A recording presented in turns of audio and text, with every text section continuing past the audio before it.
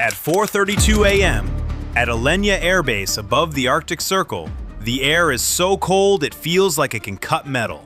On the north apron sits Russia's Tu-160 White Swan, a strategic bomber treated like a crown jewel. Mechanics are out on the open ramp, fighting the temperature and thawing hydraulic systems, convinced they're safe under the impenetrable umbrella of an S-400.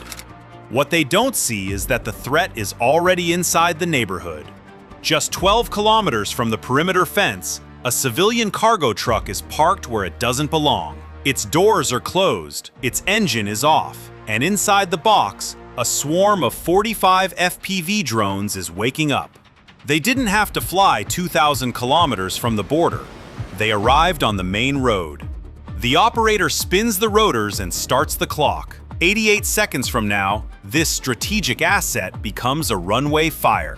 This wasn't a joke operation. The setup began 48 hours earlier. The pressure on Russia's bomber fleet had forced high-value airframes into colder, more remote locations. Places that look safe on a map, until the weather forces maintenance crews to open the aircraft up on the ramp under the stars. And now the attack isn't coming from a distant missile launch or an obvious high-altitude strike. It's coming from a truck. The Ukrainian operators aren't standing beside it. They're hidden kilometers away in a cabin, hands on controls, eyes glued to screens already filling with static. They're not trying to outgun Russian air defense. They're about to exploit what Russian air defense deliberately ignores. The S-400's 9-1N6 radar is built to hunt big things: bombers, ballistic missiles, fast movers. It has to be selective, because if it tried to track every tiny object in Arctic airspace, it would drown in false alarms. So the system uses filters that intentionally deprioritize small drones. Ukraine's plan is cruel because it doesn't try to hide the drones. It weaponizes the filters. 5 decoy drones peel away from the swarm. They carry no explosives. They carry something far cheaper and far meaner: a roughly $200 electronic transponder that receives the Russian radar pulse, amplifies it, and throws it back like a spotlight. On the Russian operator's screen, 5 insignificant dots suddenly grow electronically. To the S-400 fire control logic, those aren't toys anymore. They now look like massive radar signatures rushing in at close range.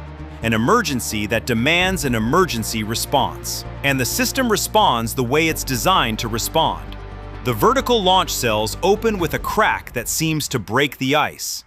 The S-400 spits out a salvo of 4 8N6 DM interceptors, priced in the millions, launched to kill decoys made of plastic and circuit boards. The sky lights up with orange bursts as those expensive interceptors chase fake giants. And while the S-400 is looking up, the real swarm moves under its nose. 40 attack drones running quiet, skimming low, each carrying PG-7 warheads. Cheap, brutal, and perfectly suited to destroy exposed systems on an open ramp. For a moment, it works. Then the base's real guard dog wakes up. A Pantsir S-1, short-range and paranoid, filters through the snow noise and finally detects the FPV swarm at low altitude. Surprise is over. The dual 30mm cannons start talking at roughly 5,000 rounds per minute. Tracers slash the darkness like a green saw, and Russia's electronic warfare punches in at the same time. Inside the Ukrainian control cabin, the drone feeds degrade instantly. Screens fill with static. Units drop.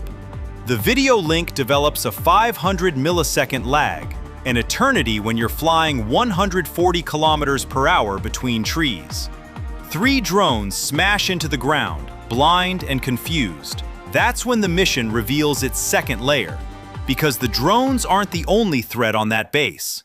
Hidden in the snow, just 400 meters from the Tu-160's landing gear, 4 GUR saboteurs are lying motionless. White shapes against white ground. Their original Plan A was simple: walk in under darkness and place magnetic charges directly on the bomber's fuselage. But the moment the Pantsir opens up, the runway lights up like a stadium. A watchtower searchlight sweeps across the snow and stops on them. Red condition alarm. You hear AK-12 bolts racking in the distance. Then headlights tear across the ice. 3 Tiger armored vehicles sliding toward the saboteurs' position. At 4:37 a.m., the team leader spits the call into the encrypted radio. Plan A is dead. They don't run. They plant themselves in the snow and open covering fire to pull the guards off the sky and onto the ground. They become the human decoys. In the control cabin, the lead drone operator understands what that means. He disables the safety limiters on the remaining drones. This stops being a clean operation. It becomes a street fight. On the runway, tracers go low. For a critical moment, Pantsir gunners hesitate.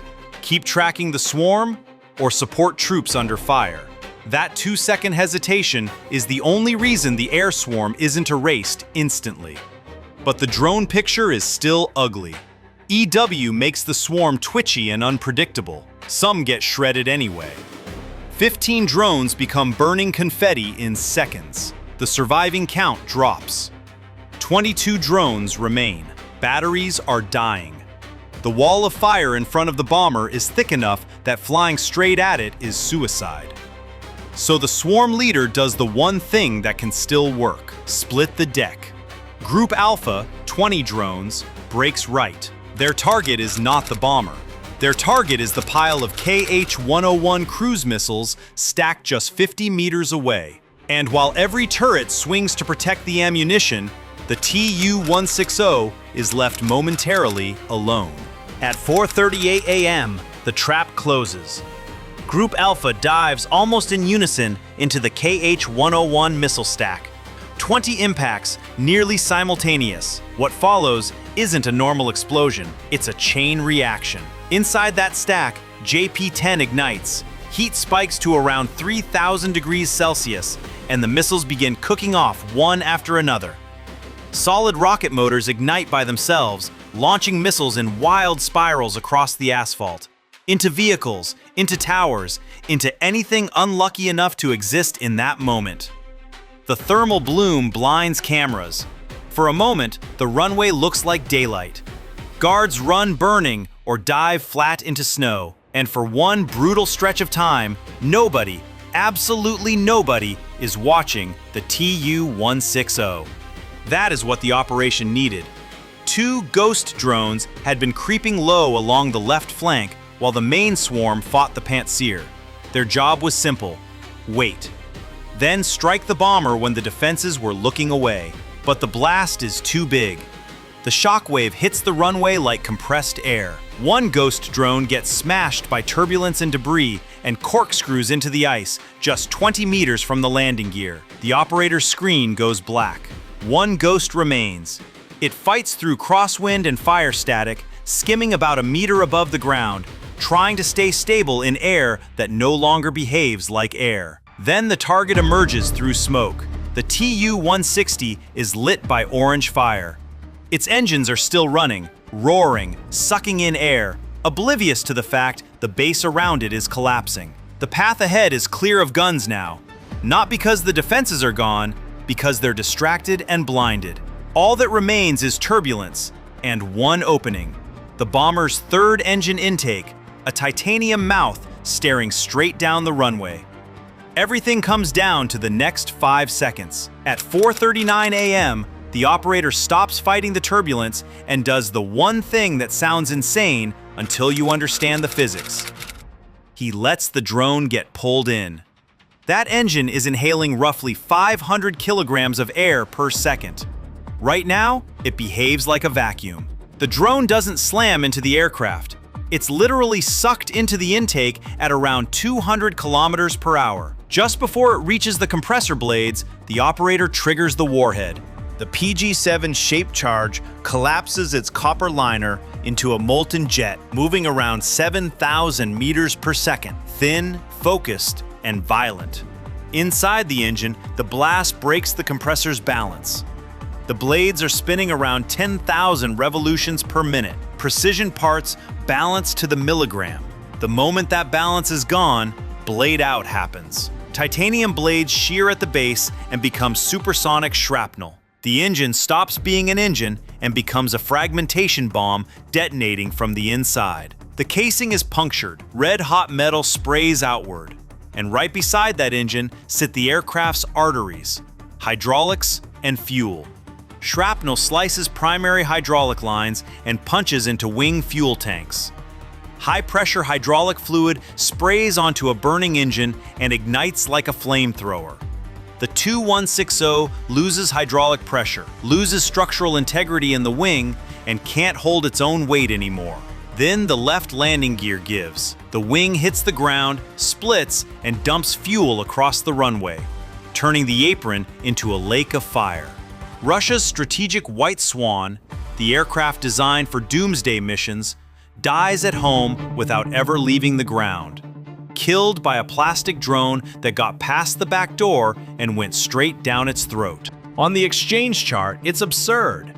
High-end interceptors fired at decoys, a point defense system saturated, a strategic bomber destroyed by an FPV drone. But the real lesson is colder than the Arctic air. Bases don't fail only from firepower. They fail from blind spots, software filters, human attention, and chaos engineered to pull defenses toward the wrong problem. That morning at Olenja, Russia spent a fortune staring at the sky, while the threat rolled in on a truck.